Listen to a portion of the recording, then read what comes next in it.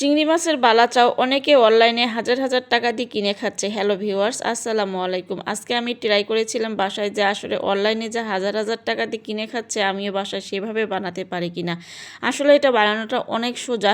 একটু তেলটা হালকা গরম করে সেখানে চিংড়ি মাছের শুটকিটা ভালো করে ধুয়ে পরিষ্কার করে নিয়ে সেখানে হালকা আঁচে যদি ভেজে নেওয়া যায়, তারপর সেখানে শুকনো মরিচ ভেজে আর কাঁচা পেঁয়াজ কেটে তারপর সরিষার তেল লবণ দিয়ে যদি মাখানো যায় তাহলে কিন্তু রেডি হয়ে যায় বালা চাও। আসলে আমরা অনলাইনে হাজার হাজার টাকা দিয়ে কিনে খাচ্ছি এই শুটকি মাছের বালা চাও।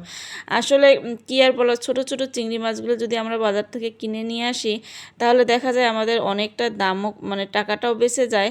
আর নিজেরাই শুটকি মাছের মধ্যে কিন্তু অনেক কিছু থাকে, সেগুলো কিন্তু পরিষ্কার করে নিজেরাই কিন্তু রুচি সম্মতভাবে বানিয়ে কিন্তু খেতে পারি। আমাদের টাকাটা অনেকটাও বেঁচে যাবে। আর নিজের চোখে যে হাতের যে নিজে একটা বানিয়ে খাওয়াটা, সেটাও মজাটা আলাদা। আচ্ছা যাই হোক, যারা অবশ্য বানাতে পারে না কিংবা অনলাইনের উপর ডিপেন্ড করে তাদের কাছে কোনো ব্যাপারে না, যাদের হাজার হাজার টাকা আছে তাদের কাছে কোনো ব্যাপারে না। আমার কাছে মনে হয় এত হাজার হাজার টাকা দিয়ে এই চিংড়ি মাছের বালাচাও না কিনে খেয়ে নিজেরাই বানিয়ে খাওয়াটাই অনেক সোজা। তারপর এই যে শুটকি মাছের চিংড়ি ছোটো ছোটো যেই চিংড়িগুলো আছে সেইগুলো যদি বাজার থেকে কিনে নিয়ে এসে আমরা ঘরের মধ্যে ট্রাই করি তাহলে কিন্তু অনেকটা সহজ হয়ে যায় এবং দামও অনেক টাকাটা আমাদের বেঁচে যায়। যাই হোক, সকালে ঘুম থেকে উঠে সেই চিংড়ি মাছ, ছোটো ছোটো চিংড়ি মাছের বালাচপ বানিয়ে খেয়ে কালকে রাতের ভাত ছিল, সেই ভাতটা দিয়ে খেয়েছিলাম, বেশ ভালোই লেগেছিল। সকালবেলা ঘুম থেকে উঠেই আবার যদি গরম ভাত দিয়ে খাওয়া যায় তাহলে কিন্তু বেশ খারাপ লাগে না, অনেক ভালো লাগে। অনেকে দেখি যে খালি মুখে খায় কোনো ভাত ছাড়াই, আসলে সেটাও কিন্তু ভালো লাগে, খুব যে একটা খারাপ লাগবে সেটাও না। আচ্ছা, যে যেভাবে খেতে আর কি পছন্দ করে সে সেভাবেই খাবে। যাই হোক, সকালবেলা খেয়ে তারপর দুপুরে রান্নার জন্য এই যে মাছ প্রথমে আমি ধুয়ে কেটে পরিষ্কার করে নিয়ে তারপর হালকা তেলের মধ্যে ভেজে নিয়ে সব ধরনের মশলা এখানে কষিয়ে নিয়ে তারপরে যে মাছটা দিয়ে একটু কষিয়ে নিয়েছিলাম, নেওয়ার পরে একটু পানি দিয়েছিলাম।